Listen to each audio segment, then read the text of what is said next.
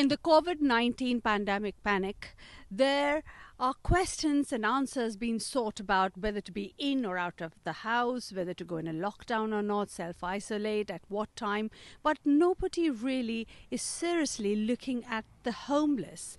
Now, these homeless, if we just Google it, and we just Google it right now, the number came up to 320,000 in the UK. What about them? They're constantly interacting with crowd. Their hygiene can be questioned. So I'm here with Randeep Lal, who I have known for a long time, and actually he gives out 5,000 meals. His charity Nishkam Swat gives 5,000 meals a week to the homeless, and they're serving constantly. So thank you for your time, Randeep. I want to know, what is the ground reality as far as COVID-19 and homeless are concerned?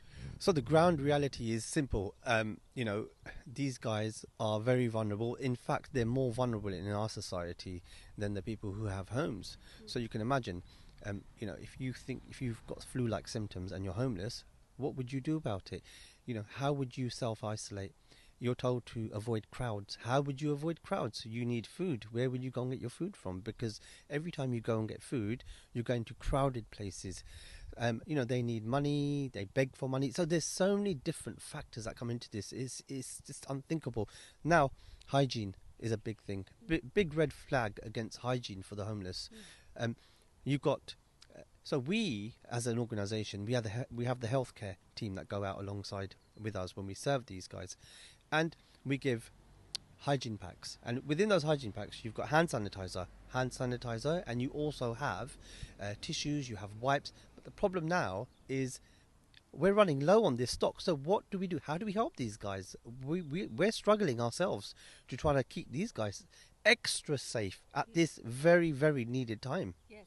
So has there been any thought that's gone in from the government with regards to keeping the homeless, because they actually interact with the normal public quite often outside? I see it most of the tube stations outside. So as far as we're concerned, as an organisation, we've had absolutely zero input from the government as to how we should be dealing with this issue.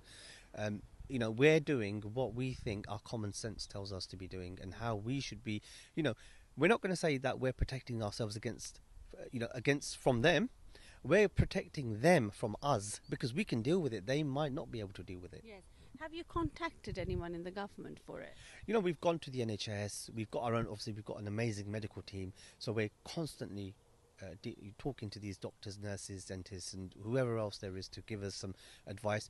We are Googling the advice from the internet to make sure that we're up to date with, because the things are changing so rapidly every single day. Something changes, something new. So we have to stay on top of this game. Absolutely.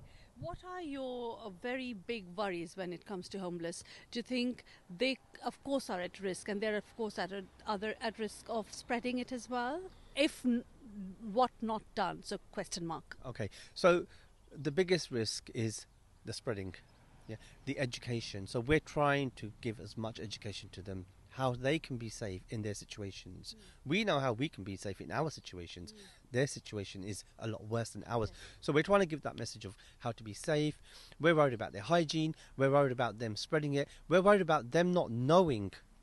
Exactly, and that's where my point is, that the government has said not to call 111 if you have minor symptoms and go on the internet. Does everyone have that access of phone and internet? Of course not. Of course not. I mean, look, the elderly who it's affecting, I know so many elderly who they've been told not to go to their place of worship, stay at home, but they don't have phones, they don't have internet. They rely on the community that they go to when they go to their centres and their places of worship. So, so many people haven't got this access to this information. What solution do you see? Solution is pray to God. That's the biggest solution.